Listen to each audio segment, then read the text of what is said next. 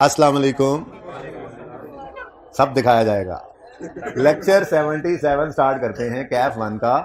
और आज के लेक्चर की पहली बात है आज के लेक्चर का होमवर्क। तो ये क्वेश्चंस आपने इंशाल्लाह सारे करने हैं, ठीक है?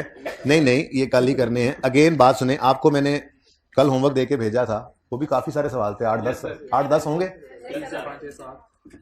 7-8 थे। 7-8 सवाल कितनी देर में हो गए थे? तो बेटा छोटे छोटे सवाल हैं, मोबाइल लेस एनवायरनमेंट में पढ़ा करें। मैंने आपको कई बार कहा है। आप बच्चा क्या करते हैं, आप लोग यहाँ से जाते हैं, घर पे सारा दिन किताबों में बैठे रहते हैं, इसमें कोई शक नहीं है। कहने वाले को कहते हैं यार हम तो 8-8 घंटे पढ़ रहे हैं, लेकिन साथ मोबाइल पढ़ा है। इससे नुकसान ये होता है कि जो 3 घंटे का काम है ना, 3 सब्जेक्ट हैं, 4 घंटे में आपने सारे तैयार करने हैं, वो 3 सब्जेक्ट आप 8 घंटे में तैयार कर रहे हैं। तो बाकी 4 घंटे आप अपनी एक्टिविटी जो थी, जिसमें आपने फ्रेश होना था, कोई नमाज रोज़ा, खाना पीना, घूमना फिरना, खेलना कूदना, ये सारा कुछ भी आप मोबाइल की वजह से होमवर्क के साथ ही लगा देते हैं।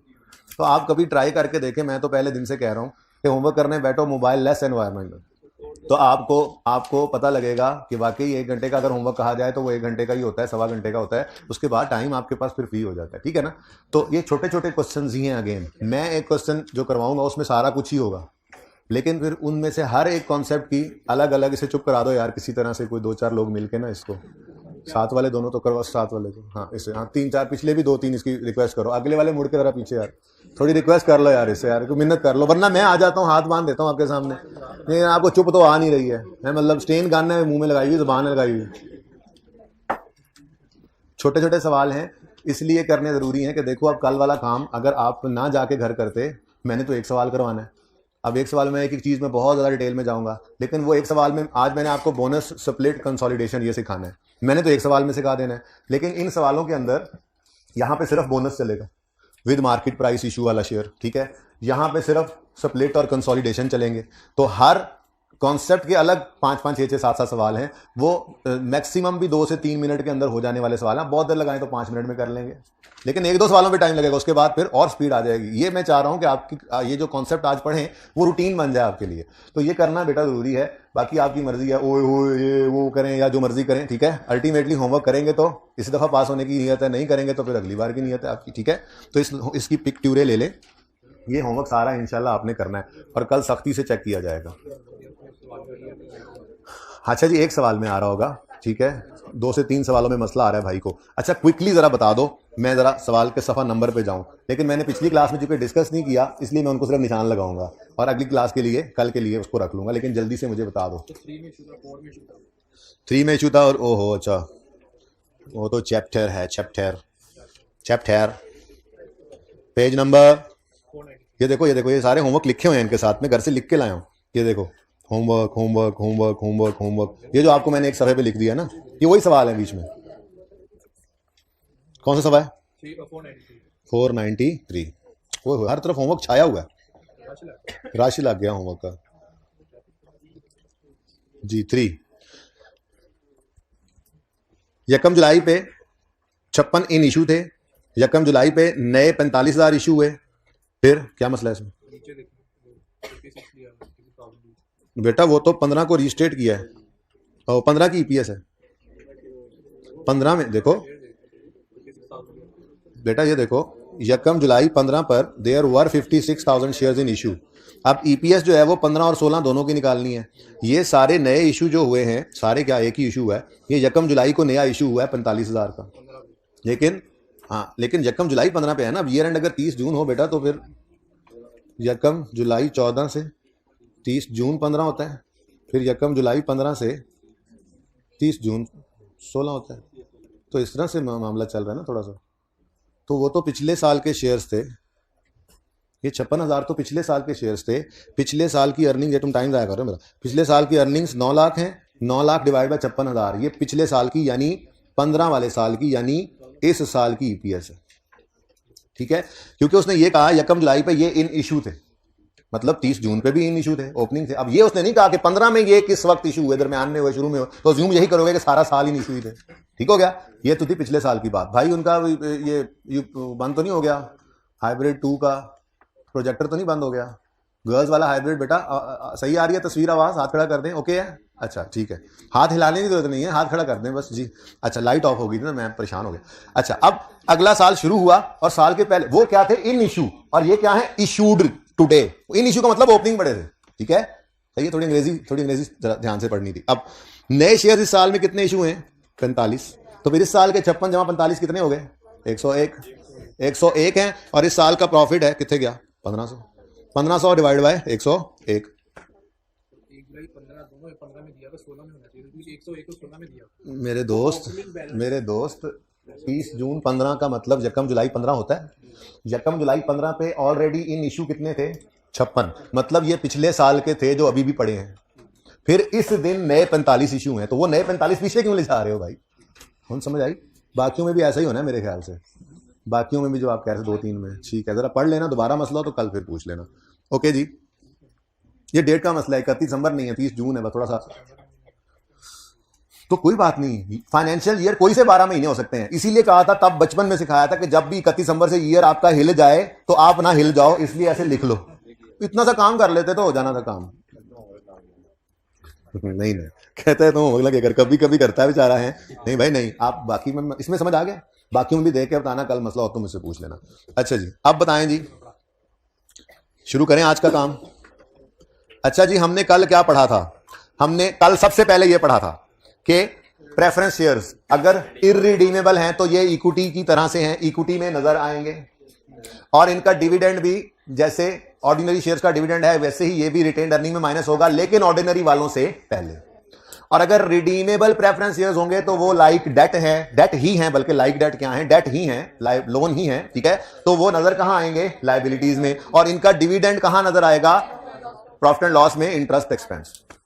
ये पढ़ा था हमने। उसके बाद फिर हमने ईपीएस का फार्मूला पढ़ा, ठीक है। अंग्रेजी किताबों में ऐसे लिखी होती हैं, हम तो PAT minus redeemable preference dividend कहते हैं इसको, ठीक है ना। बहरहाल क्या है formula, earnings attributable to ordinary share holders divided by weighted average number of ordinary shares, EPS निकल आती है, ठीक है। उसके बाद फिर हमने एक काम ये सीखा था, weighted average number of shares निकालने का तरीका, ठीक है जी। ये किस तरह से निकालते हैं, मेरे ख्याल में ये कौन सा क्वेश्चन था, ये क्वेश्चन नंबर 2 फिर हमने किया था, ऐसे ही है ना, ओके।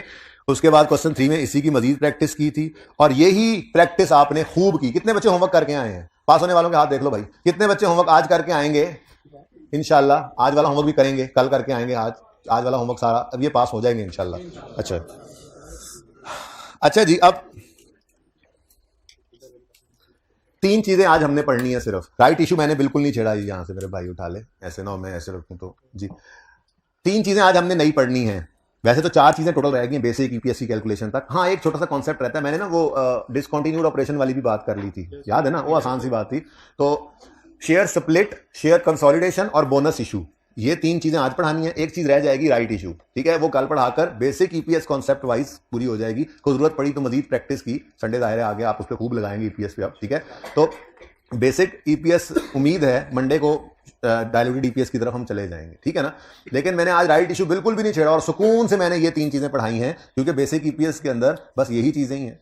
और डायल्यूटेड ईपीएस आपने नाम सुना होगा ना सीनियर से, वरना मैं बताऊंगा, ठीक है। डायल्यूशन वो निकालने के लिए भी पहला स्टेप बेसिक ईपीएस ही होती है, ठीक है। तो इसलिए बेसिक ईपीएस वो बुनियाद है जिसके ऊपर आप पर्चा पास कर सकते हैं। डायल्यूटेड ईपीएस कहेगा भी तो पहले बेसिक ईपीएस निकालनी ही पड़ती है, ठीक है। अच्छा, अब 3 चीजें हमने पढ़नी है, वो 3 चीजें हैं बोनस, स्प्लिट, कंसोलिडेशन। पहले स्प्लिट और कंसोलिडेशन होता क्या है ये समझाता हूं, ठीक है। आपके पास 3 शेयर्स पड़े थे, आपकी कंपनी के पास 3 शेयर्स थे, और हर शेयर की फेस वैल्यू आपको पता है पाकिस्तान में 10 रुपए होती है। तो 10 रुपए, 10 रुपए और 10 रुपए। जी भाई पैनों ते भराओ, 10 रुपए, 10 रुपए ते 10 रुपए, आंदे जाओ ते लेंदे जाओ, 10 रुपए, 10 रुपए, 10 रुपए।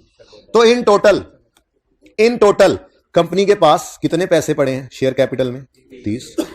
अब कानून बदल गया पाकिस्तान में, मिसाल के तौर पर समझा रहा हूं, बहुत सारी वजूहत होती हैं, लेकिन मैं ऐसे मिसाल में आसान सी बात समझा रहा हूं, ठीक। बहुत सी वजूहत होती हैं इसके काम करने की, बहरहाल मैं आसान बात समझा रहा हूं। ऐसी तरह कानून बदल गया, नया कानून क्या आ गया कि पाकिस्तान में हर शेयर की फेस वैल्यू आज से 6 रुपए होगी, ठीक है। तो फिर हमारे ये 3 शेयर कैंसिल होकर, क्योंकि ये 3 शेयर हैं 10-10 वाले, अब हमारे तो हर शेयर की फेस वैल्यू कितनी होनी है, 6 रुपए। तो फिर अगर 6-6 रुपए के हमने शेयर्स बनाने हैं तो 30 रुपए का शेयर कैपिटल कितने में बढ़ जाएगा, तो इसका मतलब वही ऐसे ही है, आपके पास 10-10 के 3 नोट हों, आप दुकान पे जाके उसे कहें मुझे चेंज कर दो और 6-6 रुपए के 5 नोट ले आए, मतलब अज्यूम करें कि होते हैं 5-5 के 6 नहीं लेने, ठीक है, 6-6 रुपए के 5। सर यार वो पर आप नोट की तरफ ही चले जाओगे, मैं शेयर्स की तरफ लाना चाह रहा हूँ, ठीक है। तो 5-5 रुपए के 6 नोट ना लाओ, 6-6 रुपए के 5 नोट ले आओ, ठीक है।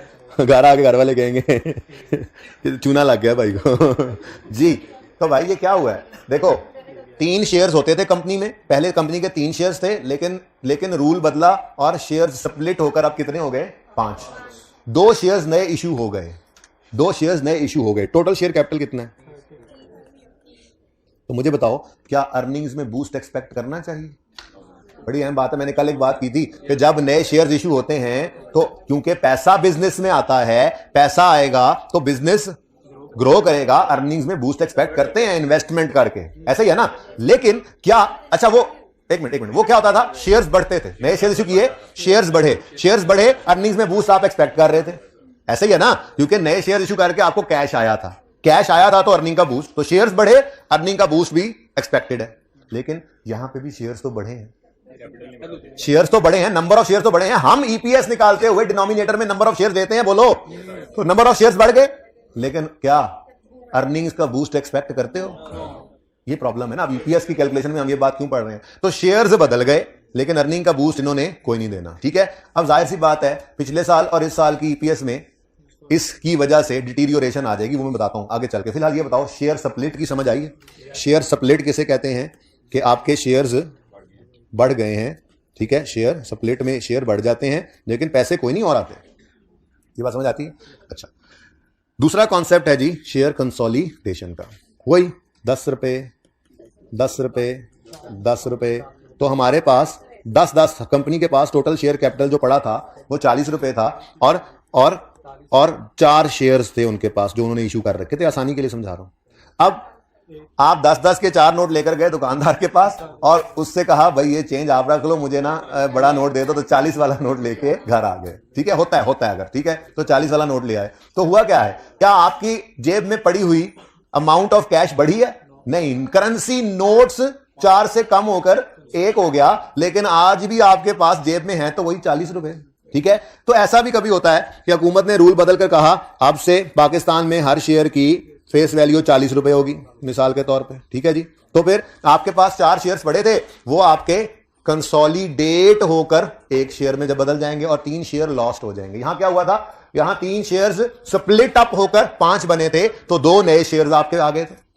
और इस कॉन्सेप्ट में क्या है कि आपके 4 शेयर्स कंसोलिडेट होकर 1 बन गए, तो मतलब 3 लॉस्ट। नंबर ऑफ शेयर्स पहले आपके 4 थे, अब नंबर ऑफ शेयर्स कितने हो गए, लेकिन टोटल तो अभी भी आपके पास 40 रुपए ही है। तो मुझे बताओ, क्या अर्निंग्स के ऊपर इसका असर होना चाहिए? मैं असर की बात बोल गया, बूस्ट की बात नहीं करा, क्योंकि शेयर्स कम हो रहे हैं। मतलब शेयर्स देखो, डिनोमिनेटर में शेयर्स पड़े, तो जब भी इसने हिलना है ईपीएस ने हिलना है। अब बोलो, अब ये जो शेयर्स हिले हैं, कम हुए हैं या बढ़े हैं, क्या उसूली तौर पे ये अर्निंग्स को हिट करने चाहिए थे? अर्निंग्स को तो हिट तब करते जब कोई पैसा आता या जाता, बात समझ रहे हो। लेकिन ये तो शेयर्स मुफ्त में, कोई पैसा नहीं आया शेयर्स बढ़ गए, कोई पैसा नहीं गया शेयर्स कम हो गए, ठीक है। तो इसको अर्निंग्स को हिट नहीं, अर्निंग्स का बूस्ट हम एक्सपेक्ट नहीं करते। लेकिन अभी तक मैंने कैलकुलेशन नहीं सिखाई, अभी तक मैंने आपको सिर्फ क्या सिखाया है कि शेयर स्प्लिट और शेयर कंसोलिडेशन कहते किसे हैं। तो ये है जी शेयर कंसोलिडेशन, ये वो कंसोलिडेशन नहीं है जो आपने FAR 2 में पढ़नी है, ये शेयर कंसोलिडेशन है, ओके, ये सही है। इसको कहीं पे आप नोट फरमा लें। ये बाकी वो काम चल रहा है भाई, वो जो कल वाला किया था, ठीक है ना, क्वेश्चन 2 और 3 मैंने जरा इधर रख दिया था, क्वेश्चन 2 और 3 ये हमने कल किए थे, ऐसे ही है ना, ये सारी बातें कल वाली हैं जी। ये आज की नई बात, आज की ताजा खबर। अच्छा, ऐसे ही तीसरी चीज बोनस इशू भी है। बोनस इशू भी तो यही है, आपने बगैर पैसे लिए शेयर्स बांट दिए, नंबर ऑफ शेयर्स बढ़ गए। बोलो, नंबर ऑफ शेयर्स बढ़ गए, क्या कोई पैसे लाए हैं शेयर होल्डर घर से? तो क्या अर्निंग्स में बूस्ट एक्सपेक्ट करोगे? अर्निंग्स में बूस्ट एक्सपेक्ट नहीं किया जाता। क्यों? क्योंकि घर से पैसे नहीं लाए, शेयर्स बढ़ गए। अब शेयर, नंबर ऑफ शेयर्स तो शेयर कैपिटल में क्रेडिट करते हो नहीं करते हो बोनस शेयर्स को? तो डिवाइड बाय 10 करोगे फेस वैल्यू से, क्या होता है, नंबर ऑफ शेयर्स जो आएंगे उनमें बोनस शेयर्स भी बढ़े होंगे, यानी बोनस शेयर्स भी शेयर्स को बढ़ाते हैं नहीं बढ़ाते? तो बोलो, लेकिन उसके अगेंस्ट कंपनी में पैसा आता तो है नहीं, बात समझे हो। इसका मतलब ये तीनों चीजों की नेचर कैसी है कि क्वांटिटी ऑफ शेयर्स बदल रही है, बोनस में भी, स्प्लिट में भी, कंसोलिडेशन में भी क्वांटिटी ऑफ शेयर बदल रही है। मैं ये नहीं कह रहा बढ़ रही है, कम भी तो हो सकती है कंसोलिडेशन में। तो क्वांटिटी ऑफ शेयर्स बदल रही है, लेकिन इसको अर्निंग्स को हिट नहीं करना चाहिए, क्योंकि इसमें कोई पैसा तो आया गया है नहीं कंपनी में कि अर्निंग्स के ऊपर असर पड़े। ठीक है, तो ये 3 चीजें मैंने आपको अभी पढ़ाई। ठीक है, एक बोनस है जिसका आपको पता है, शेयर उसमें रिटेन्ड अर्निंग्स या शेयर प्रीमियम डेबिट करके शेयर कैपिटल क्रेडिट करते हैं विद फेस वैल्यू, पता है ना? वो चीज नोट हो गया तो चलें आगे। तुम्हारे 3 शेयर बड़े बड़े थे, 5 शेयर छोटे छोटे हो गए, 6 शेयर स्प्लिट होकर छोटे हैं। अच्छा भाई फेस वैल्यू छोटी, कागज तो सेम ही रहेगा मेरे ख्याल से, कागज की बात करते हैं बराबर। चलें जी, अब एक छोटी सी बात ऐसे ही, ये मैंने यहां पर लिखा था पिछली क्लास में, एग्जाम्पल एम, लेकिन इस एग्जाम्पल एम ने एम ही 10 मिनट ले लिए, कोई बात नहीं, अब आप भी लेंगे 10 मिनट। एग्जाम्पल एम, लेकिन ये काम की एग्जाम्पल है, अगर ये बात पल्ले पड़ गई, ना पड़ी तो कोई बात नहीं, कैलकुलेशन करना तो मैंने सिखा ही देनी है, पर्चा तो पास हो ही जाना है फिर भी इंशाल्लाह। अच्छा जी, ये भाई अज्यूम्ड डाटा है, एक कंपनी है, उसका ₹1,00,000 प्रॉफिट था 2010 में, और उसके शेयर्स इन इशू थे 10,000। ठीक है, तो अगर लाख को 10,000 से डिवाइड करें तो अर्निंग पर शेयर कितना आता है भाई? इधर देखें, तवज्जो रखें, अर्निंग पर शेयर कितना आता है? 10 रुपए, 10 रुपए, 10 रुपए, 10 रुपए। ठीक है, अच्छा, अगला साल आया और आपने 2000, ऐसे ही मैंने अज्यूम किया 2000, लेकिन ये मैंने अज्यूम ये किया कि 2000 शेयर्स इशू हुए हैं 2011 के पहले दिन, बोनस शेयर्स इशू में। ठीक है, तो 2011 में क्या हुआ? 2000 bonus shares issued on day 1। ठीक है ना, डे 1 पे। ठीक है, तो पहले ही दिन 2000 मुफ्त शेयर्स बांट दिए। अब प्रॉफिट सेम है, जान के मैंने सेम रखा है, प्रॉफिट सेम है, नॉर्मली होता नहीं है, लेकिन इसका असर निकालने के लिए, समझाने के लिए मैंने फिलहाल सेम रखा है। प्रॉफिट 10,000, 1 लाख ही कमाया इस कंपनी ने, लेकिन चूंकि 2000 मुफ्त शेयर्स बटे तो नंबर ऑफ शेयर्स तो कंपनी में बढ़ जाएंगे ना, बोलो बढ़ते हैं नहीं बढ़ते? शेयर कैपिटल क्रेडिट होता है नहीं होता बोनस इशू से, तो बढ़ गए। ठीक है, अब जब ईपीएस निकाली तो देखने वाला क्या कह रहा है? कंपनी की परफॉर्मेंस गिर गई है, कंपनी की परफॉर्मेंस डिटीरियोरेट, नजर आ रहा है? ये नजर आ रहा है, ये नजर आ रहा है, कंपनी की परफॉर्मेंस डिटीरियोरेट कर गई, गिर गई, नजर आ रहा है नहीं नजर आ रहा? और बोलो ऐसे ही लग रहा है ना? अब मसला है, कंपनी बेचारी की परफॉर्मेंस देखा जाए तो डिटीरियोरेट नहीं हुई, जितना प्रॉफिट उसने पिछली बार कमाया था उतना ही इस बार कमाया, लेकिन देखने वाला देख के क्या कह रहा है? परफॉर्मेंस ही कोई नहीं, तो ईपीएस ही कम हो गई है। ठीक है, तो मसला क्या है? मसला ये है कि बोनस इशू की वजह से अर्निंग को बूस्ट तो मिला नहीं, मुफ्त में शेयर्स बांटने की वजह से अर्निंग्स को बूस्ट तो मिला नहीं, लेकिन नंबर ऑफ शेयर्स बढ़ने की वजह से 11 की ईपीएस 10 से कंपेरेबल नहीं रही। मेरी बात फिर सुनो, कोई लिख भी लेते होते हैं ऐसी बातें, लेकिन मैं लिखवा नहीं रहा, इसलिए ना कहना सरदार दोबारा लिखवाएं। जिसने लिखना होता है वो बस सुन के पूरी बात लिख लेते हैं, मुझे नहीं पता वो कैसे लिखते हैं, लिखी होती है बच्चों ने बातें। बहरहाल मैं सिर्फ बोल रहा हूं, दोबारा ध्यान से सुनो, सुनना जरूरी है। बहरहाल 2011 में 2000 मत लिखो ना साथ साथ, आप वो सुनोगे नहीं, पूरी बात सुन के अपने अल्फाज में लिख लेना।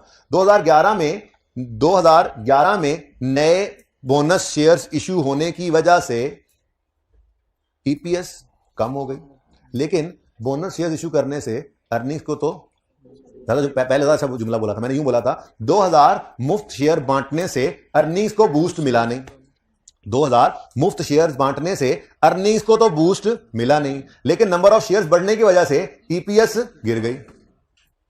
तो 11 और 10 की ईपीएस क्या कंपेरेबल है? नहीं है। देखो परफॉर्मेंस तो सेम थी मेरे हिसाब से। तो अब ऐसा क्या काम करें कि ये दोनों कंपेरेबल? यहां से कोई उठा और उठ के कहा 10 में भी आप 12,000 शेयर्स ले लें, तो मैंने कहा नहीं, 10 में तो 12,000 शेयर्स थे नहीं, 10 के साल में उस ईपीएस को नहीं छेड़ सकते, वो तो वैसे ही चली गई है यूजर के हाथ में। हाँ, हम ये करेंगे कि हम 10 की ईपीएस 11 में खड़े होकर दोबारा निकालेंगे। ईपीएस ऑफ 2010 स्टैंडिंग इन 2011 जब हम निकालेंगे तो यहां पर प्रॉफिट तो सेम था, ठीक है, लेकिन हम ये अज्यूम करेंगे कि ये 2000 शेयर्स पिछले साल भी इशू में ही थे। अज्यूम ही करना है, ठीक है। इसका नोट बनता है, नीचे नोट्स के अंदर लिखा होता है, ये बात लिखी होती है, ये नहीं है। पिछली क्लास में एक बच्चा कहता है सर आपने 2010 में 12,000 शेयर्स कर लिए, तो 2010 के शेयर होल्डर आगे कहेंगे ये 2000 शेयर्स दो हमें, वो क्लेम नहीं कर लेंगे भाई, नहीं क्लेम कर लेंगे। क्या हो गया? नोट बना के बताएंगे कि हमने ये शेयर्स अज्यूम किया है कि 10 में भी थे, ये करने से पता है क्या होगा, ये करने से हमने मुफ्त शेयर्स का इंपैक्ट निकाल दिया है। अब अगर कोई फर्क है तो वो वाकई परफॉर्मेंस की वजह से है।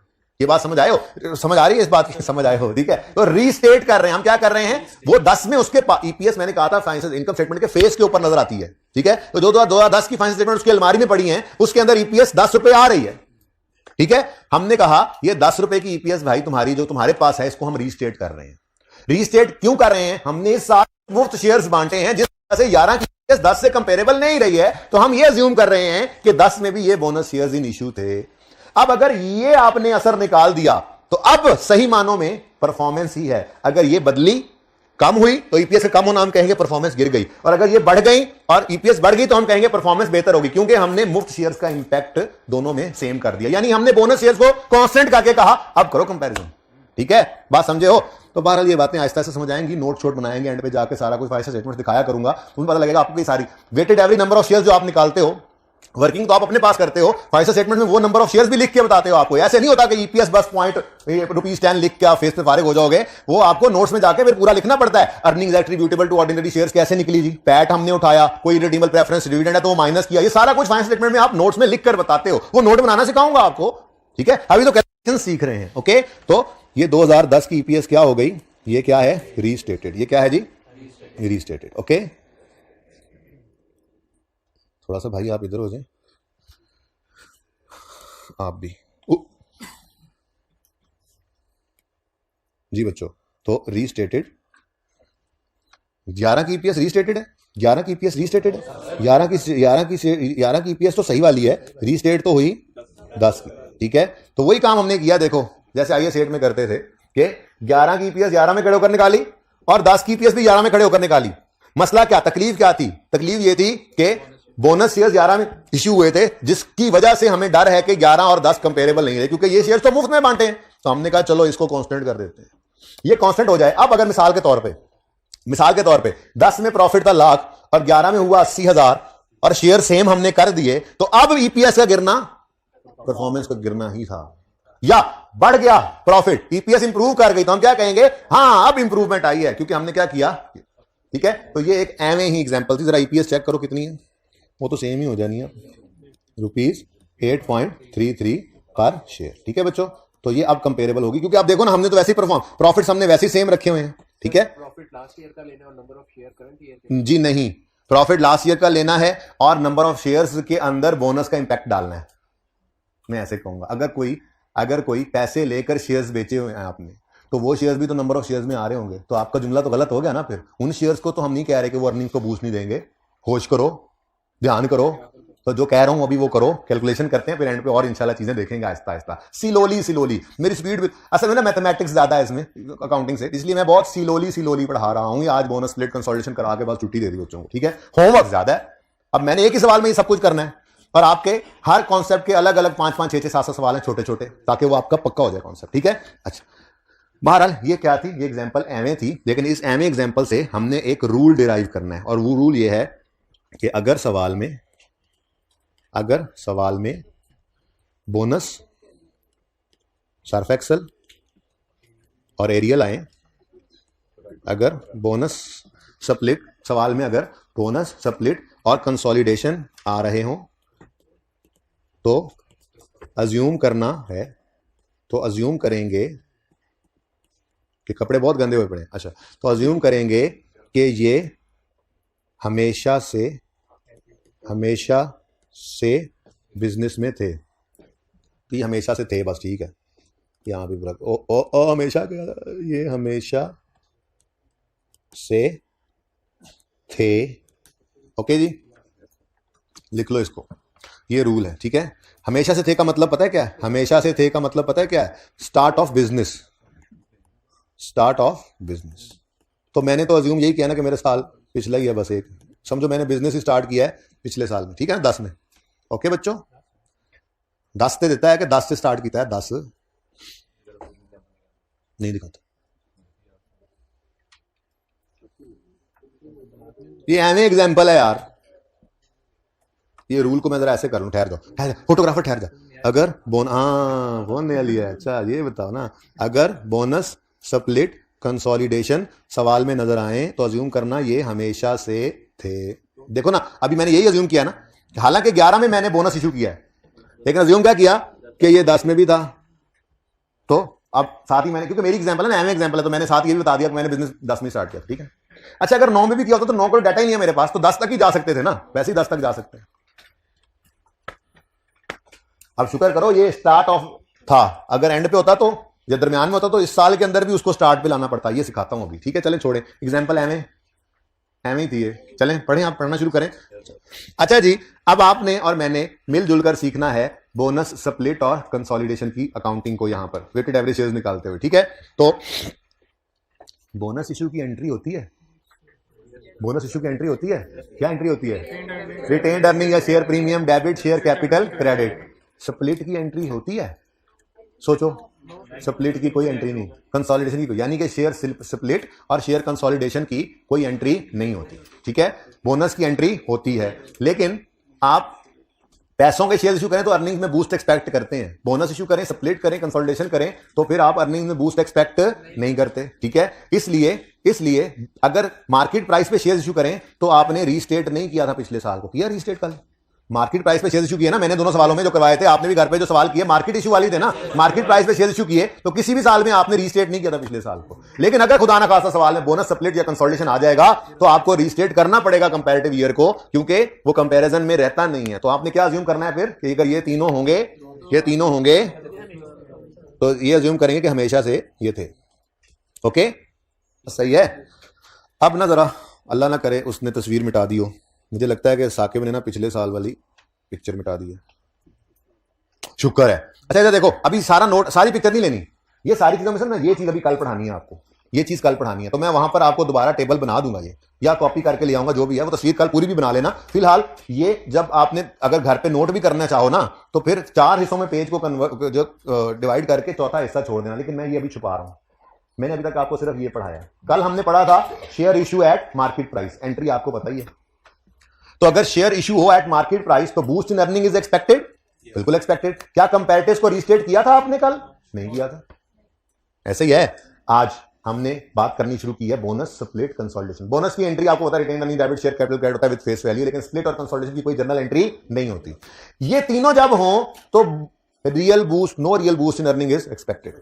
ठीक है, और कंपैरेटिव्स को भी आप रीस्टेट करते हैं। राइट इशू कल पढ़ेंगे। ठीक है, तो अगर किसी ने पिक्चर लेनी है तो सिर्फ इतनी पिक्चर ले लें। ठीक है, मैं आपके लिए सिर्फ आप लोगों के लिए ये कर लेता हूं कि ये फिलहाल ऐसे कर देता हूं, अगर कोई पिक्चर किसी की नजर भी ना पड़ेगा। ठीक है, लें जी, अब ये पिक्चर आप ले सकते हैं। ठीक है, ये बात मैंने आपको जबानी पढ़ाई है, अब इसकी काउंटिंग सीख लेते हैं। यार ब्लैक ऐसे अंधेरा सा छा जाता है, जल्दी करो इसको, गायब करो। ये समझ आती है बात? चलो, बहुत स्लो तो नहीं हो गए, वारे में बता रहा हूं, अभी देख लेना, मुश्किल काम है ना, ऐसे पहली बार कोई चीज सीखें तो जल्दी कर लो फोटोग्राफर हो। Okay, let's move to our own attempt.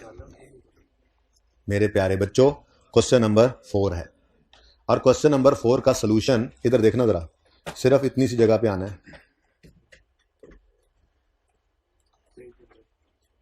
बस। ठीक है, सिर्फ इतनी सी जगह पे, ये अब सोल्यूशन होने लगा है जी। लेकिन पहले आपने साथ साथ नोट नहीं करना, बॉल पॉइंट्स डाउन करें। पहले मैं ये सुकून से आपको समझाऊंगा, फिर मैं आपको पूरा 1 मिनट दूंगा इतनी सी बात खुद से लिखने के लिए। ठीक है, तो खुद से आप लिखेंगे।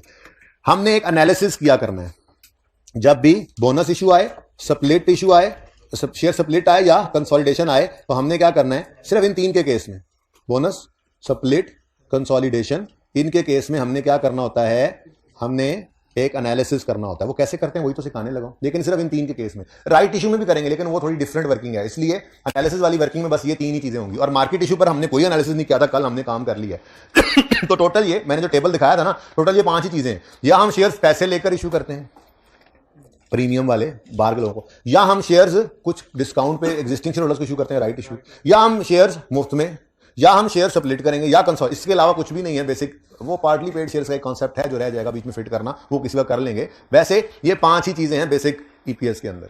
ठीक है, हमने बारी बारी करना है ना, ताकि मिक्सअप ना हो। कल मैंने सिर्फ मार्केट प्राइस पे इशू करने वाले शेयर्स की काउंटिंग सिखाई। आज बोनस स्प्लिट कंसोलिडेशन सिखाऊंगा, कल इंशाल्लाह राइट इशू सीख लेंगे, ठीक है। पार्टली पेड भी किसी वक्त कर लेंगे। अच्छा, अब क्वेश्चन 4 का ये सोल्यूशन बनने लगा है, जरा ध्यान से देखिए। Question 4, a company made following share transactions during the year, issued 2 bonus shares for every 5 held. हमने 3 चीजें लिखा करनी है, बिफोर,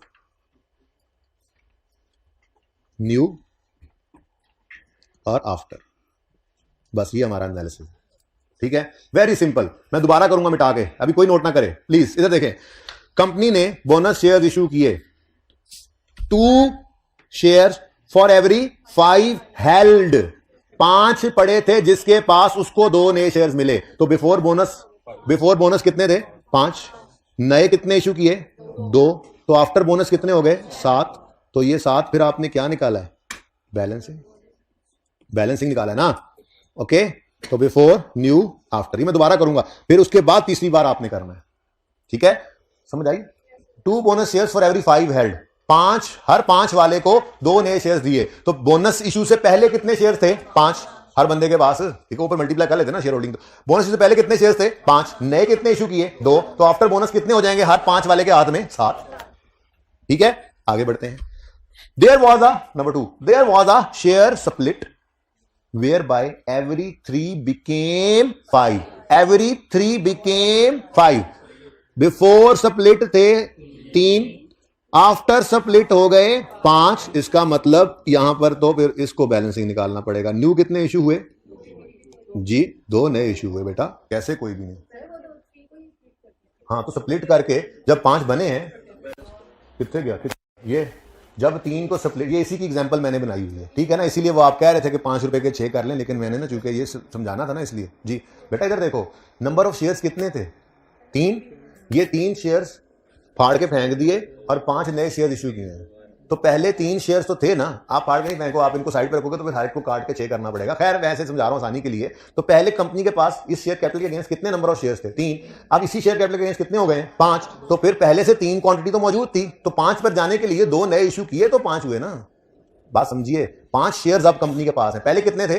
3। तो क्वांटिटी में देखें तो कितने नए इशू, ठीक है, कितने 2 नए इशू हुए, ठीक है भाई, समझ आ रही है? तो सिंपल है, सिंपल को सिंपल ही रखें। Next, there was a share consolidation, ये ज्यादा अच्छा समझा देगा वो पिछली बात को भी। There was a share consolidation whereby every 4 shares became, यार ये 23 करा दो सारे, every 4 shares became 1। Before consolidation जो 4 थे, आफ्टर कंसोलिडेशन 1 हो गए। तो इसका मतलब बैलेंसिंग फिगर क्या कह रही है? -3। 3 लॉस्ट। तो न्यू भी हो सकते हैं, कंसोलिडेशन की वजह से लॉस्ट भी हो सकते हैं। न्यू कब होंगे? बोनस या स्प्लिट में। और लॉस कब होंगे? अब इधर देखो, बोनस इशू तो इसमें मैंने एग्जांपल दी नहीं थी। स्प्लिट हुए शेयर 3 से 5 हो गए, तो कितने एडिशनल आ गए? 2। कंसोलिडेट हुए 4 से इकट्ठे करके 1 कर दिए, तो कितने लूज हो गए? 3। इतनी सी बात है, ठीक है, सही है। आप इसको जरा दोबारा एक बार देखिएगा प्लीज ध्यान से।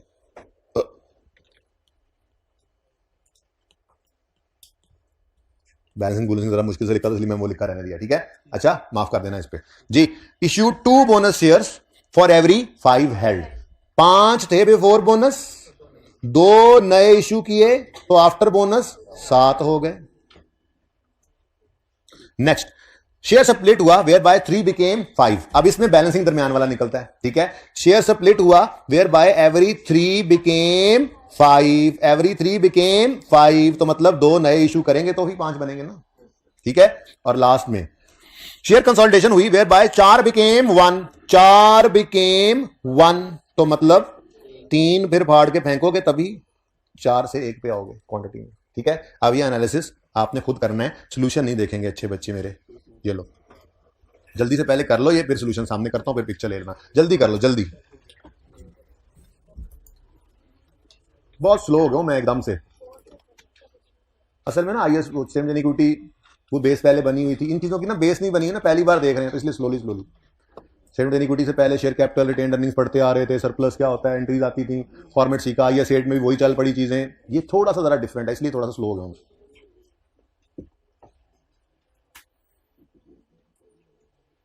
जल्दी जल्दी करें बेटा, ये तो जल्दी से होने वाला काम है। ये 30 सेकंड का काम है पर्चे में, 30 सेकंड ज़्यादा नहीं लगाने पर्चे में, इस पर करना ज़रूरी है।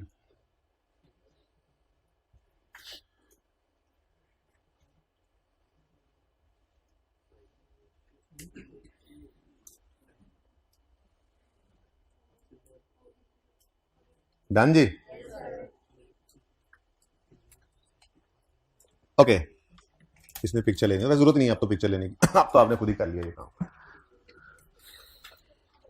ये असल में ना इसकी बेस पर ये मैंने वो देख कर ना पिछली क्लास में डिब्बे बना लिए थे, तो फिर भाई कह भी रहे थे 5 वाले नोट कर ले, लेकिन मजबूरी ये थी कि मेरे सवाल में ये लिखा हुआ था, तो 6 वाले नोट ही थे। अच्छा जी, अब नेक्स्ट क्वेश्चन है, नेक्स्ट क्वेश्चन, क्वेश्चन 5। उसमें रिक्वायरमेंट है calculate weighted average number of shares. ये काफ़ी हैवी काम है, मतलब वैसे हैवी नहीं है, लेकिन चूंकि पहली बार है तो हैवी लगेगा, इसीलिए तो प्रैक्टिस में इतने सवाल हैं। लेकिन weighted average number of shares निकालने से पहले बुनियाद फिर वही है। तो इस सवाल का एनालिसिस आप पहले करें, मैं बाद में करूंगा। ऐसे आप लोग ना नकलें कर करके काम चला लेते हैं, ऐसे नहीं काम चलेगा। हरी आप। और 6 क्वेश्चन मैंने करवाना है जो कंटिन्यू फ्रॉम 5 है, और 7 आपका ओके। बस फिर क्लास खत्म। 5 करेंगे, 6 कराऊंगा। 6 तो आखिरी 5 मिनट में होना है, देर तो 5 पे लगनी है, तकरीबन आधा घंटा लगेगा हमें, लेकिन उसके लिए आप एनालिसिस करेंगे तो ही ना भाई। ओपनिंग का एनालिसिस नहीं होना, ओपनिंग तो पढ़े थे, ये इशू हुए, स्प्लिट हुए, कंसोलिडेट हुए, इसका एनालिसिस बनाओ।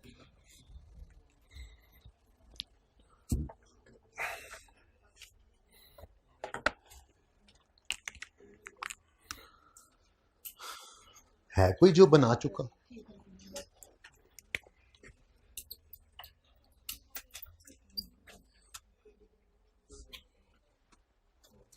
जी बच्चों, एनालिसिस में बिफोर न्यू अगर बोनस और स्प्लिट हो, और अगर कंसोलिडेशन हो तो उसमें लॉस होते हैं, और आफ्टर कह दो थोड़ा सा इसको खुला खुला।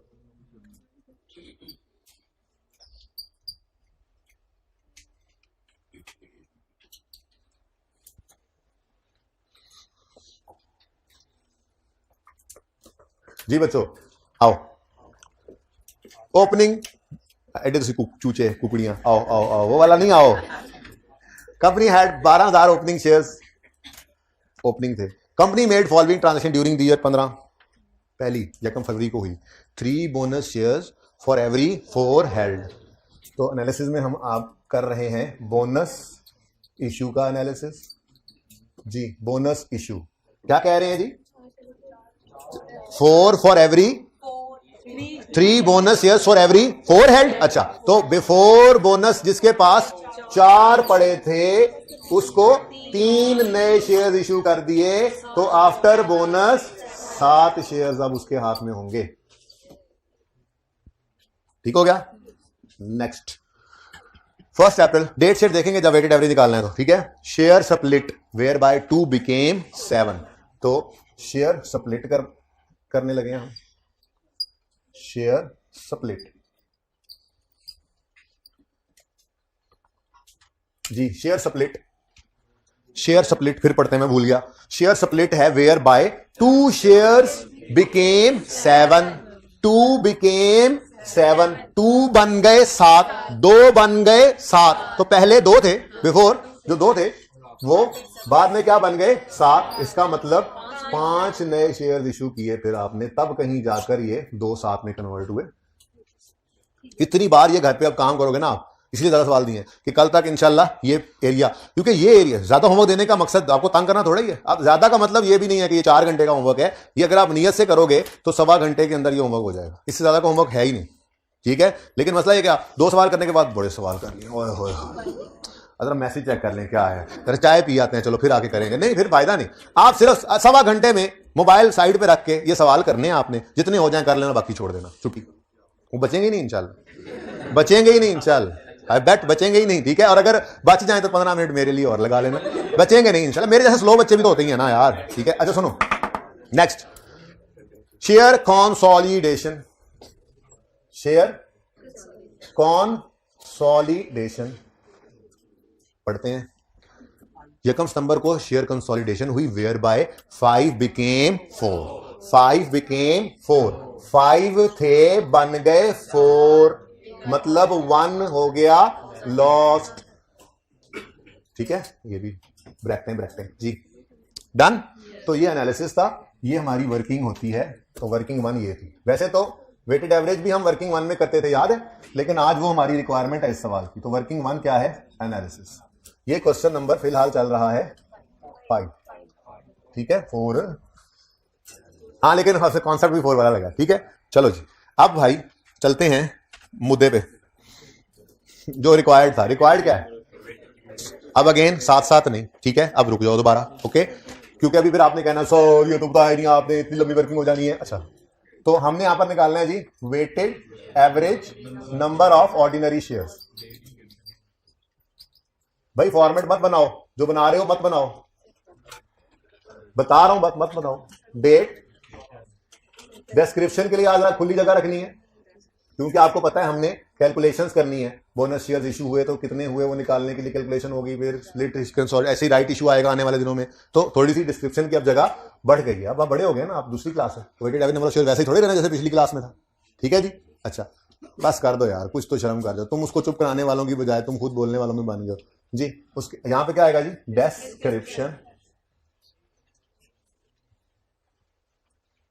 डिस्क्रिप्शन, उसके बाद नंबर ऑफ शेयर्स, उसके बाद फ्रैक्शन के लिए भी ना आज थोड़ी सी लंबी जगह छोड़े, 5-6 फ्रैक्शन आ सके यहां पे। उसके बाद फिर आपका favourite weighted average number of shares, ये फिर जाकर आएगा।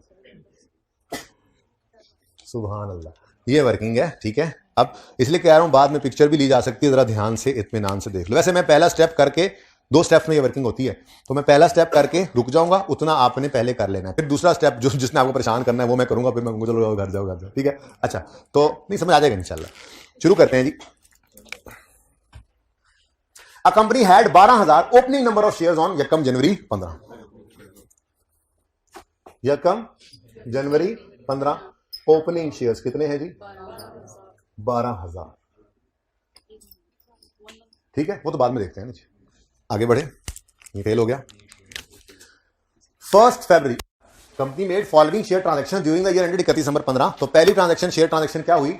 यकम फरवरी पर 3 bonus shares for every 4 held. तो किस दिन जी? यकम फरवरी 15। क्या हो रहा है जी? Bonus issue, bonus share issue लिख दो या बोनस इशू लिख दो। अच्छा, अब ये जो पहला स्टेप है, याद रखना इसके अंदर पहली 2 रोज इस्तेमाल होंगी, बिफोर और न्यू, ठीक है। लेकिन हमेशा डिवाइड किससे करोगे? बिफोर वाली से, क्योंकि हम क्या निकालने लगे हैं? जो नए शेयर इशू हुए।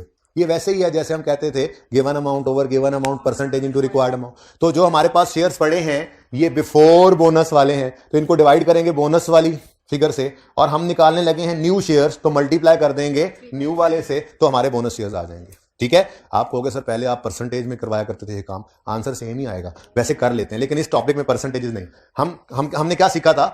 3 for 4 अगर कहे तो यूं कर लेना, आंसर इज 75%। उसके बाद 12,000 शेयर्स हैं, इंटू 75% करो, यही निकलेगा अभी हमारे काम से भी। लेकिन मसला यह है कि ये नहीं कर सकते हम, उसकी वजह है इस टॉपिक के अंदर और बहुत सारी चीजें अभी देखते हैं, ठीक है ना। ये नहीं करना, आंसर यही निकलेगा, ठीक है ना। अब तरीका क्या है? वेरी सिंपल, वही काम। ये क्या है? ये क्या है? 3 डिवाइडेड बाय 4 किया है, ठीक है। 3 डिवाइडेड बाय 4, 3 डिवाइडेड बाय 4, यानी आपने ये लिखा हुआ है, बेसिकली आपने यूं लिखा हुआ है कि 12,000 जो है वो 3 डिवाइडेड बाय 4 है। यही काम मैंने करना है। यही 3 डिवाइडेड 4 तो 75% था, तो बात सेम ही है, ओके, सही है।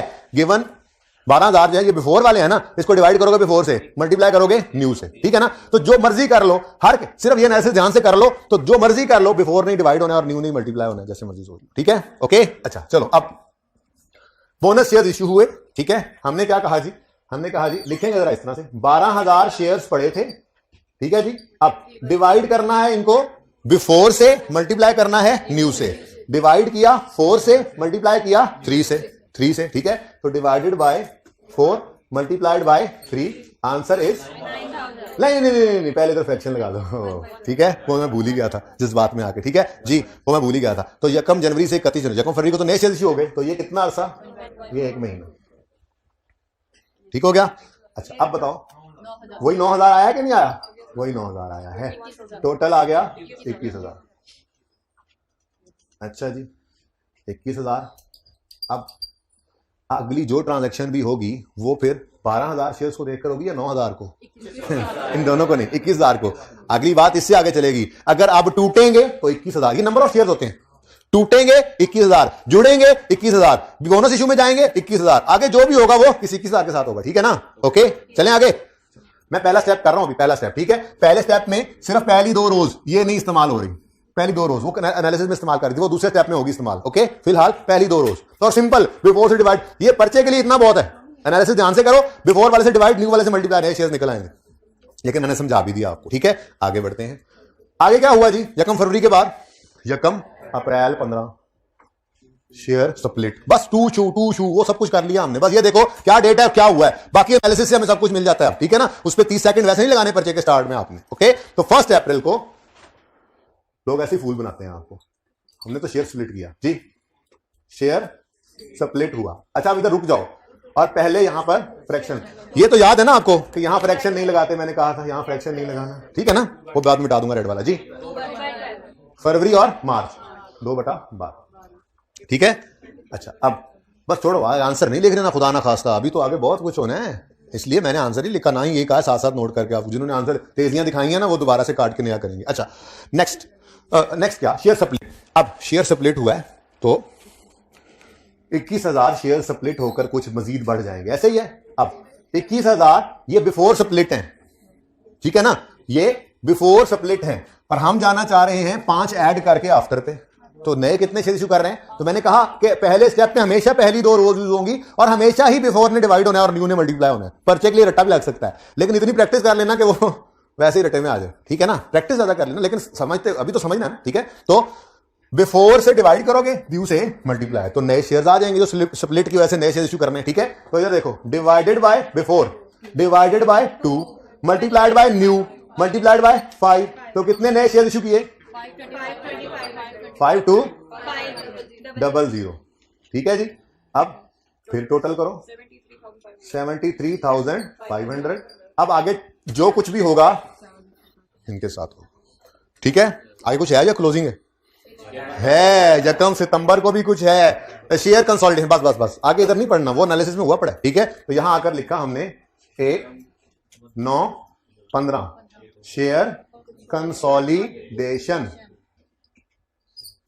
73,500 को पकड़ लिया आपने। अब वही बात, ये बिफोर कंसोलिडेशन है, तो डिवाइड करोगे 5 से, और हमें चाहिए कंसोलिडेशन में कितने लॉस्ट हुए, तो 1 से कर दोगे मल्टीप्लाई। वही बिफोर से डिवाइड, न्यू या लॉस से मल्टीप्लाई। नहीं गलत लिखा है कुछ, तो फिर एक बार बात तो पूरी करें ना, मैं आगे तो गलती होगी। ठीक है, तो बिफोर से डिवाइड किया और लॉस्ट से मल्टीप्लाई हो गया। ठीक है जी, बताएं। 14। अच्छा हाँ भाई वो सही कह रहे हैं, वो कह रहे हैं इधर तो फ्रैक्शन लगाना नहीं था, वो कह रहे हैं मोहतरम कि इस पे फ्रैक्शन लगा लें। ठीक है, ये अप्रैल, मई, जून, जुलाई, अगस्त, 5 मंथ्स हैं, 5/12। ठीक है जी, अब बताओ 14,700। ब्रैकेट लगाएं, वेरी इंपॉर्टेंट, ये कम हुए हैं शेयर्स 73,000 से, कंसोलिडेशन की वजह से कुछ लॉस्ट होकर शेयर्स कम हो जाएंगे आफ्टर कंसोलिडेशन। ठीक है, तो सही है ना? कंपनी के कई मकासद हो सकते हैं जी इन कामों के। ठीक है, आप छोड़ें इस बात को, बस आपका तो इतना सही है जो बता दिया जी। 58800। अब बस इसके बाद कुछ नहीं है, तो बस अब आगे 31 दिसंबर लिखने की जरूरत नहीं है। ठीक है, तो बस ये 31 दिसंबर तक यही बैलेंस रहेगा, तो 9, 10, 11, 12, 4 महीने इंटू 4/12। यहां पे तो फ्रैक्शन नहीं ना लगा। ठीक है, चलें जी, ये स्टेप 1 था, दिस इज ओवर। आप इधर नहीं देखेंगे, इधर देख के जल्दी से करें, 2 मिनट देता हूं। उनसे तो मैंने हाइब्रिड और ऑनलाइन आंसर छुपा लिया सोल्यूशन, आप लोगों ने, आप मेरे सामने हैं, आप इधर देखें, खबरदार किसी ने इधर देखा तो 2 मिनट बाद दिवेशक देख लीजिएगा, इधर जल्दी करें, मैं देख रहा हूं, कोई इधर ना देखे, मेरी तरफ भी नहीं देखना बहाने से, मेरे पीछे है, उधर देखो। तुम क्यों मुझे देख रहे हो? तुम सवाल क्यों देख रहे हो? कर लिया सवाल, साथ साथ नोट किया, पहले कर लिया।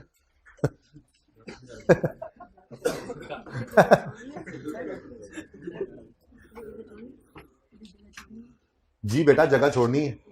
मैंने कहा है कि ये वर्किंग इधर इधर ले भाई, ये जो वर्किंग है ये मैंने जैसे कहा यहाँ पे कम से कम 3-4 फ्रैक्शन और आने हैं, इतनी जगह हो, ठीक है। हाँ बस अंदाजे से फ्रैक्शन छोटे छोटे होते हैं, लग जाएंगे, कोई मसला नहीं, ले जाओ उधर।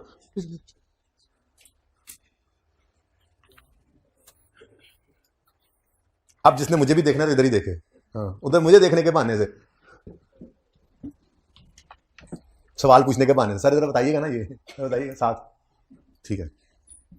फायदा मुझे स्लो करवाने का ये सवाल,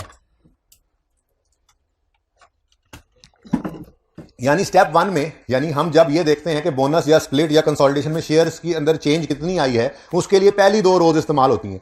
बिफोर से डिवाइड, न्यू या लॉस से मल्टीप्लाई, इतना सा काम है। और डेट देखकर फ्रैक्शन लगाना है, वो कल का काम सीखा हुआ है, तो जल्दी कर लो बच्चों, मुश्किल काम अभी रहता है, थोड़ा सा देख लो।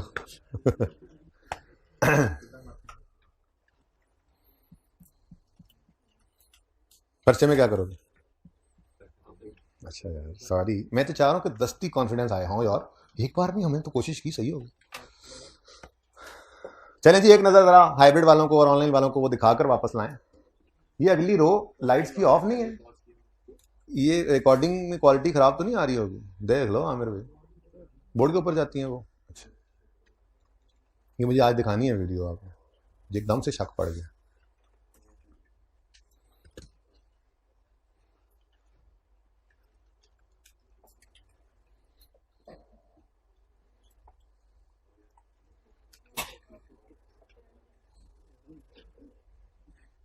डन? कितने बच्चे कर चुके? अभी बहुत कम है, 15-20 भी नहीं है। हाइब्रिड में भी, हाइब्रिड में हाथ खड़े नहीं हुए अभी तक, हाइब्रिड 2 4 5 बस। वापस लाएं जी आमिर भाई, सवाल कर रहे थे बच्चे ना, इधर से देख के, वहां तो देख ही नहीं रहे बच्चे।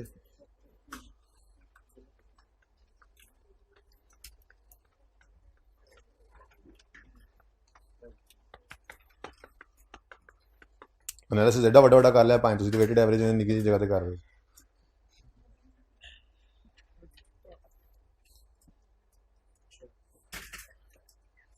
यार, टाइम कम है, जल्दी कर लें, फिर दान साहब ने आ जाना है, साकिब को भेज देंगे, रोज अच्छा भी नहीं लगता। सर को आज कहेंगे सर आपकी तबीयत थोड़ी सी सही नहीं है, आप जरा रेस्ट कर लें, हम तो इसलिए कह रहे हैं।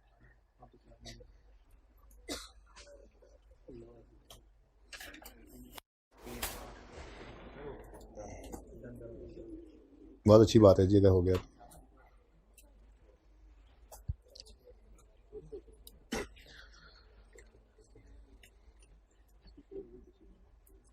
हाँ जी, अब चलें आगे। अच्छा बच्चों, अब एक मसला है, जो मसला मैंने थोड़ी देर पहले आपको एग्जांपल एमए में बताया था कि ये बोनस और स्प्लिट और कंसोलिडेशन जब आए तो अज्यूम करना ये साल, ये हमेशा से थे। अब अगले सवाल में ना हमने इसी सवाल से वेटेड एवरेज शेयर्स उठाकर अगले सवाल में ईपीएस निकालनी है। ईपीएस निकालनी है 15 की भी और 14 की भी। अब 14 में तो आपने इनको अज्यूम कर लेना है कि ये हमेशा से थे, लेकिन क्या 15 में भी आज जरूरत नहीं पड़ रही है इसकी? थोड़ा थोड़ा ध्यान से देखो, मैंने उसूल क्या लिखवाया था, अगर बोनस स्प्लिट कंसोलिडेशन आ जाए तो अज्यूम करना ये शुरू से हैं, स्टार्ट से हैं, ठीक है। तो पिछले साल में तो आपने इनको अज्यूम कर लेना है कि ये सारे के सारे हैं, लेकिन क्या इस साल में भी गड़बड़ नहीं है कि ये कंसोलिडेशन के बाद वाले शेयर्स जो हैं ये तो 1/9 को हुए हैं। हम कह रहे हैं ये कंसोलिडेशन हमेशा से है, तो इस कंसोलिडेशन को तो फिर इस साल के भी शुरू तक अज्यूम करना पड़ेगा। ये वाले शेयर्स आफ्टर बोनस इशू हैं, लेकिन स्प्लिट और कंसोलिडेशन से पहले हैं। हम कहेंगे इनके ऊपर भी असर डालो कि ये पूरे साल पे चला जाए। बात प्रॉब्लम समझ आई है? सोल्यूशन तो बताता हूं, प्रॉब्लम समझ आई है। एक तो ये है कि बोनस स्प्लिट कंसोलिडेशन को हमने उसूल बना लिया था वहां पे एग्जांपल एमए में कि हमने उसको अज्यूम करना है ये हमेशा से थे। अब उस एग्जांपल में मैंने क्या लिखा था ऊपर कि कंपनी ने साल के पहले दिन 2000 बोनस शेयर इशू किए हैं, तो इसलिए इस साल में उसको साल के पहले दिन लेकर जाने की जरूरत नहीं पड़ी, और पिछले साल में हमने सिर्फ ऐड कर दिया था वो 10 और 11 में। लेकिन यहां पे क्या मसला है, यहां पे वो एग्जांपल एमए में, लेकिन यहां पे क्या मसला है, यहां पे बोनस स्प्लिट कंसोलिडेशन साल के पहले दिन नहीं हो रहे कि ये सारा साल के ऊपर आ जाएंगे खुद ब खुद। तो इसका मतलब हमें फिर इनको साल के पहले दिन तक ले जाना है। इस साल में भी अज्यूम करना है कि ये पूरा साल रहे, इस साल में भी अज्यूम करना है कि ये पूरा साल रहे। अब ये करना कैसे है, ये बड़े ध्यान से आपने देखना है। मेरा सवाल, मेरे सवाल से पहले मुझे ये जगह चाहिए, क्योंकि यहां पे मैंने उसका जवाब भी लिखना है जी। मुझे ये बताएं कि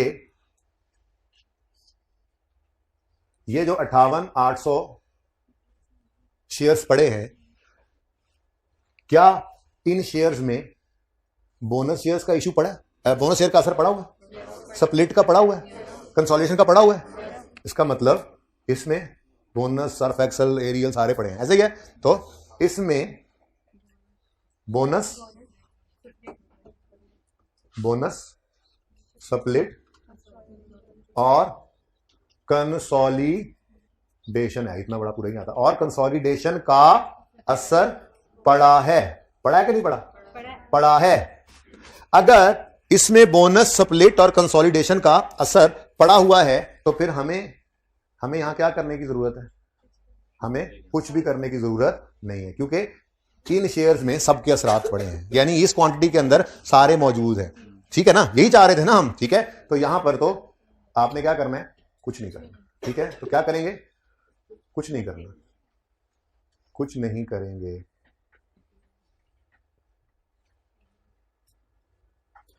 ठीक है, तो यार ये कांटे कटो, इन्हें किन्ने को कांटे नजर ही ना आ रहे नहीं जी, अच्छे लग रहे थे। अभी आपको थोड़ी देर में ना ऐसे ऐसे आपने तारे गिनने सबने, ठीक है, इसलिए ध्यान से सारी फजूल चीजें मैंने हटा दी जी। इसमें बोनस भी पड़ा है, स्प्लिट भी पड़ा है, कंसोलिडेशन भी पड़ा है, इसलिए हमने कुछ नहीं किया।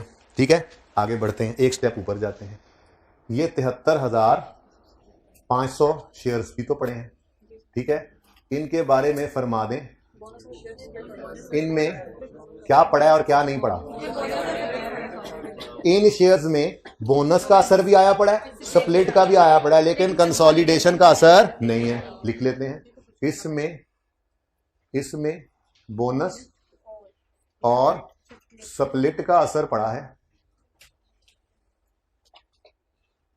लेकिन कंसोलिडेशन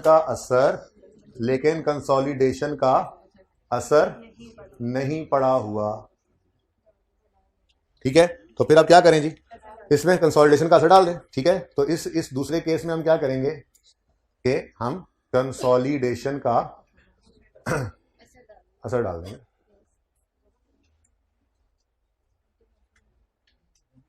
अब बच्चों इधर देखो,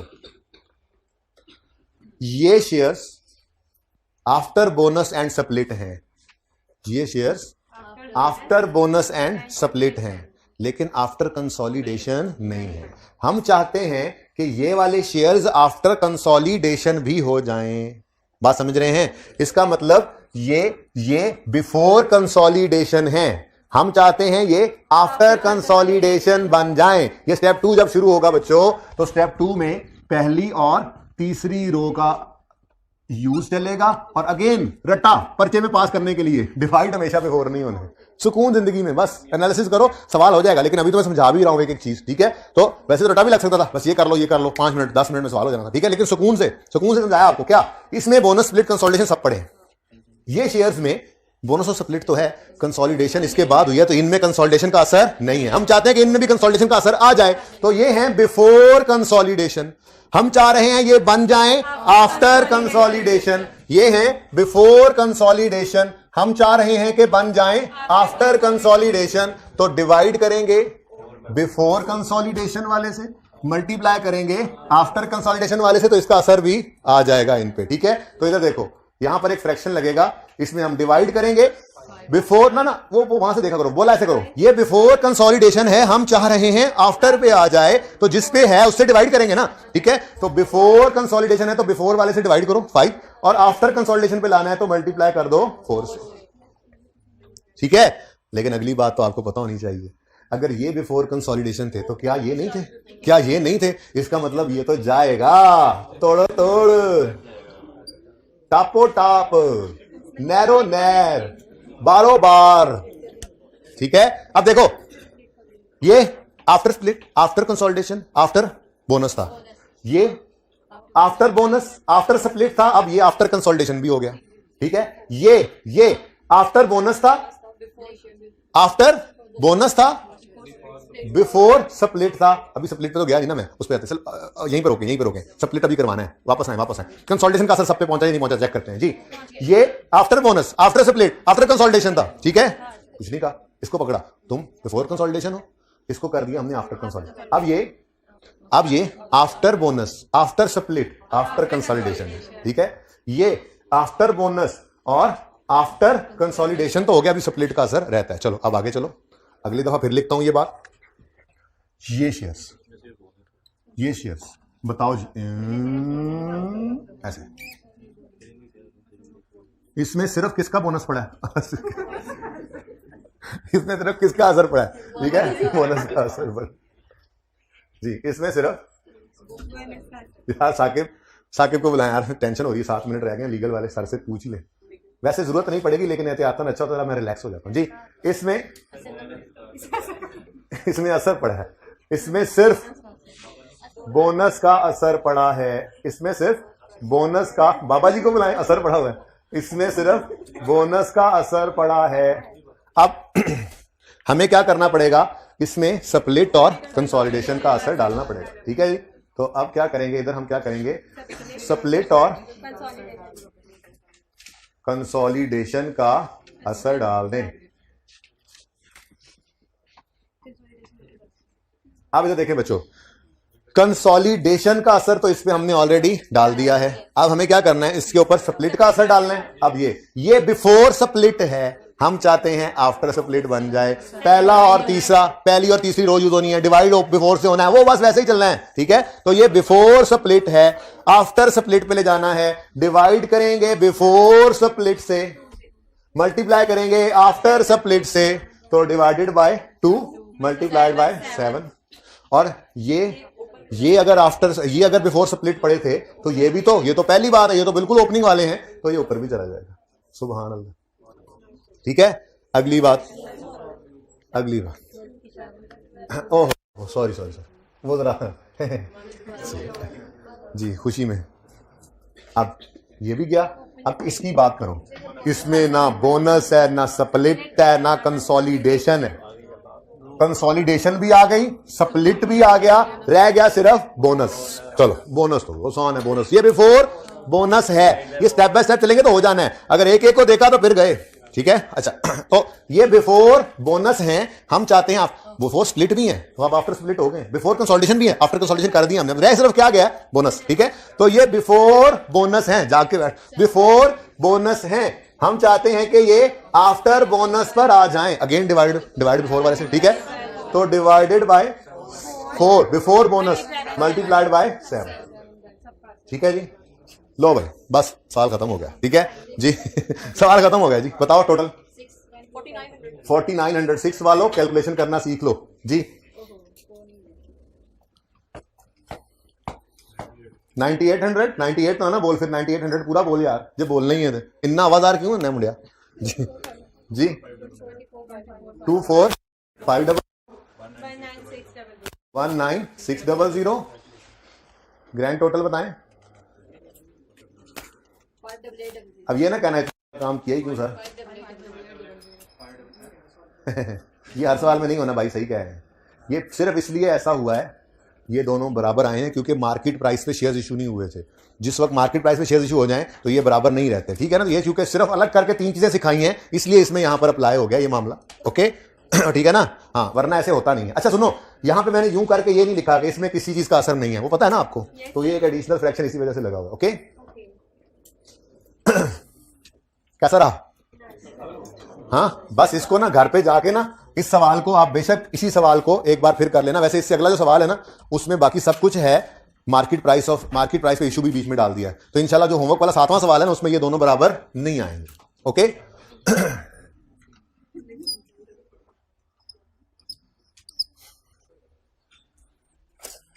सब गए सर, थोड़ा आराम करें। वैसे काम मेरा 2-3 मिनट की रह गया, लेकिन चले। हाँ जी, इसको ना चले सर से जो 5 मिनट मिलेंगे तो 2-3 मिनट का काम रहता है, तो फिर जो 2-3 मिनट बाकी हैं उनमें मैं एक बार जरा दोबारा बता दूं, ठीक है। सबसे पहला काम हमने क्या किया, सबसे पहला काम एनालिसिस, ये आसान काम था, ठीक है। उसके बाद स्टेप 1 में हमने क्या किया, पहली 2 रोज को यूज करके जो शेयर्स नए इशू हुए हैं या कैंसिल हुए हैं वो निकाले। उसके लिए हम क्या करते थे, उसके लिए हम इन शेयर्स को पकड़ते थे और बिफोर से डिवाइड करके न्यू या लॉस से मल्टीप्लाई कर देते थे और पुराने हिसाब से ही फ्रैक्शन लगा लिया। ये आसान काम था, उसके बाद में थोड़ा मुश्किल काम शुरू हुआ। उसमें हमने क्या किया, हमने कहा इसमें तो सबके असरात पड़े हैं, कुछ ना करें, लेकिन इन शेयर्स में कंसोलिडेशन का असर नहीं है, तो ये बिफोर कंसोलिडेशन है, आफ्टर पे ले जाएं, तो बिफोर कंसोलिडेशन है तो डिवाइड बाय 5, आफ्टर कंसोलिडेशन 4 पे ले जाना है तो मल्टीप्लाई किया, फिर इसको ऊपर भी असर पे फेंक दिया इसको, ठीक है। फिर इधर आए, इधर आके हमने क्या कहा, ये तो हो गए, ये जो है इनमें ना स्प्लिट पड़ा है ना कंसोलिडेशन पड़ी है, तो कंसोलिडेशन तो आ गई थी, अब स्प्लिट की बात करते हैं। ये बिफोर स्प्लिट थे, आफ्टर स्प्लिट लाना है, ये बिफोर स्प्लिट थे, आफ्टर पे लाना है, डिवाइडेड बाय बिफोर वाला और आफ्टर वाला जो है उससे मल्टीप्लाई किया, ये आफ्टर स्प्लिट बन गया, इसके ऊपर भी लगा दी क्योंकि इसमें भी स्प्लिट नहीं पड़ा था, ठीक है। फिर इस पे आए तो हमने कहा इसमें तो कुछ भी नहीं पड़ा, ना बोनस ना स्प्लिट ना कंसोलिडेशन, तो ओपनिंग है तो बोनस स्प्लिट और कंसोलिडेशन तो आ गए थे, बोनस रहता था तो यहां पे सिर्फ बोनस का असर डाल दिया, तो फिर हमारे पास ये weighted average number of shares आ गए, ठीक है। अब क्वेश्चन नंबर 6 देखें, इसी के बड़े नंबर होते हैं, अगर ये 8 नंबर का सवाल होगा, ये दोनों मिलकर एक सवाल बनेंगे ना, 8 नंबर का सवाल होगा तो शायद 4 से ज्यादा नंबर तो इस वर्किंग के होने, ठीक है। बाकी तो ये देखो, ये तो 3 लाइनों का सोल्यूशन है, ठीक है, ये सोल्यूशन नहीं देखना। अच्छा, इसमें ना एक और लिखा हुआ है, ये कल समझाऊंगा, ये एक शॉर्टकट है, अभी शॉर्टकट्स पे नहीं जाना जिंदगी में, पहले सी चीजें सीखते होते हैं, शॉर्टकट बाद में होता है। आपने काट नहीं देना, आपने सिर्फ छुपा देना है, ओके ओके।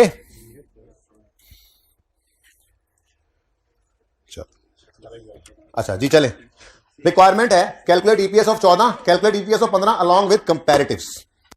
प्रॉफिट है दोनों साल का बराबर 72, अज्यूम करो 5 से कंटिन्यू किया, क्वेश्चन 6 में उसने ये बोला, ठीक है। अब ईपीएस ऑफ 2010 15 14 भाई, वो 10 और 11 वही चल रहा है, एग्जाम्पल एमए वाला जी। ईपीएस 2014 की 72,000 प्रॉफिट है, बोलो। और नंबर ऑफ शेयर्स 14 में कितने थे, ये जो ओपनिंग पड़े हैं इसके अलावा तो उसने कुछ बताया नहीं हुआ, तो डिवाइडेड बाय 12,000, तो ईपीएस आ गई हमारी ₹6 पर शेयर, ठीक है जी। ये रिक्वायरमेंट ए थी, ऐसे ही है। रिक्वायरमेंट बी शुरू होती है, अब हमने 16 की ईपीएस निकालनी है पहले, ठीक है, तो सॉरी 15 की, तो ईपीएस ऑफ 2015 निकालने आए, प्रॉफिट तो अभी भी 72,000 ही है। नंबर ऑफ शेयर्स, ये आज वर्किंग वन जो होती थी ना, आज ये हमारा क्वेश्चन 5 है ना, ठीक है। तो क्वेश्चन 5 में हमने weighted average number of shares निकाले हैं 58,800, 1.22 पर शेयर। अब देखने वाले क्या कह रहे हैं, थू थू कह, देखने वाले क्या कह रहे हैं, देखो यार इनकी परफॉर्मेंस ही कितनी डिटीरियोरेट कर गई पर शेयर। लेकिन अगर आप गौर फरमाएं तो परफॉर्मेंस तो बेचारों की डिटीरियोरेट नहीं हुई, प्रॉफिट्स तो उन्होंने आज भी बराबर ही कमाए हैं, और इस पूरे साल में जितने भी शेयर्स के चेंज आया उनमें 1 रुपया ना आया ना गया। ये सवाल इसीलिए अलग किया हुआ है, वरना हर सवाल के अंदर ना इनमें से कोई एक आता है, राइट इशू भी होगा, बोनस इशू भी होगा, कभी स्प्लिट कभी कंसोलिडेशन आ जाए, मैंने इकट्ठा कर दिया सब कुछ, ठीक है ना, ताकि ये पूरा एक बार समझ लें, उसके बाद घर जाके आप अलग अलग प्रैक्टिस भी कर लेंगे इसकी, ठीक है ना। मार्केट प्राइस के साथ कभी बोनस इशू करा रहा होगा, कभी स्प्लिट कभी कंसोलिडेशन, आपकी अच्छी प्रैक्टिस हो जाएगी। लेकिन सारे सवाल करने वाले वही होंगे जो इस बार पास करने की नियत किए हुए हैं। अच्छा खैर, अब मसला क्या है, मसला ये है कि ये ईपीएस कंपेरेबल नहीं है 10 के साथ, क्योंकि 10 से 11 में फर्क शेयर्स का जो आया है वो तो मुफ्त वाले शेयर्स थे, या वो शेयर सिर्फ फाड़ के ज्यादा कर लिए थे, या वो शेयर एलफी लगा के इकट्ठे कर लिए थे, पैसे तो आए गए नहीं थे, ठीक है। इसका मतलब मैंने एक वो तस्वीर भी खिंचवाई थी कि अगर बोनस स्प्लिट या कंसोलिडेशन हो तो आपको कंपैरेटिव को रीस्टेट करना पड़ता है। तो 15 में खड़े हो, 11 ही नहीं निकले, 15 में खड़े हो तो 14 कंपैरेटिव है ना, तो इस कंपैरेटिव को क्या करना पड़ेगा, रीस्टेट, क्योंकि उसके पास जो अलमारी में फाइनेंशियल स्टेटमेंट्स पड़ी हैं उनमें तो 6 पर शेयर आ रही होगी ईपीएस, लेकिन हम उसे कह रहे हैं नहीं भाई, हम ना 16 के अंदर कुछ ऐसे काम कर गए हैं जिसकी वजह से 15 के अंदर ऐसे काम कर गए हैं जिसकी वजह से टू हो रही है। तो जो 12,000 शेयर्स थे ना जी, ये 12,000 shares before split, before bonus, before consolidation है, बोलो।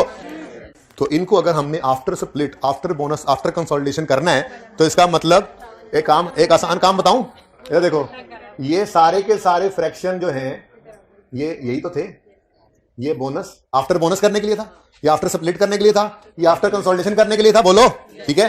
तो इधर देखो, यही फ्रैक्शन एज इट इज लगाओ, बताओ जी, जैसे वहां पे लिखा हुआ है एज इट इज उठा लो जी, 4/5, और अगला 7/2, और अगला 7/4। अच्छा, वैसे इसका आंसर निकालना, 12,000 को 58,800 आ गया, यानी हमने इस फ्रैक्शन के लगाने से वही काम कर लिया ना। अब इसमें बोनस शेयर्स भी ऐड हो गए हैं, स्प्लिट भी ऐड हो गए हैं, कंसोलिडेट हो गए, जो कम हुए हैं वो भी माइनस हो गए हैं। यहाँ पे तो कोई फ्रैक्शन नहीं ना लगा हुआ, यहाँ पे तो कोई फ्रैक्शन नहीं लगा हुआ, तो 58,800 ही होना चाहिए था ना। तो ये फ्रैक्शन उठाया वहां पे रखा, अल्लाह अल्लाह ते खैर सल्लाह।